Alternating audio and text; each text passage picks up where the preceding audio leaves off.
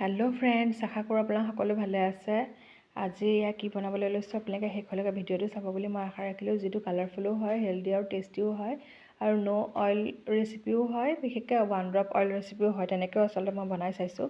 এতিয়া আন্দাজমতে নিমখ, আটা আৰু চব্জি যিমান আছে সিমানখিনি দি ল'লোঁ। ঘৰত আছিলে ধৰক বিটৰুট, কেপচিকাম, গাজৰ গ্ৰেট কৰি ল'লোঁ, বিলাহী দিছোঁ আৰু ধনিয়া পাত, আন্দাজমতে নিমখ, হালধি, জিৰা গুড়ি, ধনিয়া গুড়ি, গৰম মছলা গুড়ি গোটেইখিনি একেলগে মিশ্ৰণ কৰি ল'লোঁ আটাৰ লগত।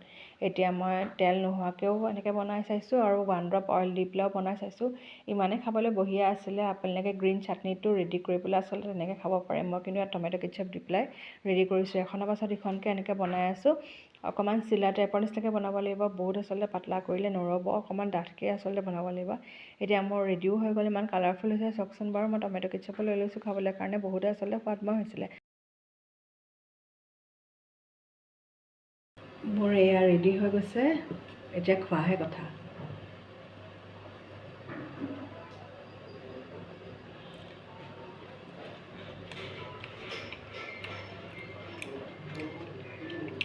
ইমান ছফ্ট, ট্ৰাই কৰি চাব পাৰে, হেল্ডি আৰু টেষ্টি। যেনেকুৱা কালাৰফুল হৈছিলে সিমান আচলতে সোৱাদময়ো হৈছিলে। আপোনালোকে বিশেষকৈ ওটছ পাউডাৰো দিব পাৰে, সেনেকৈও ট্ৰাই কৰিব পাৰে।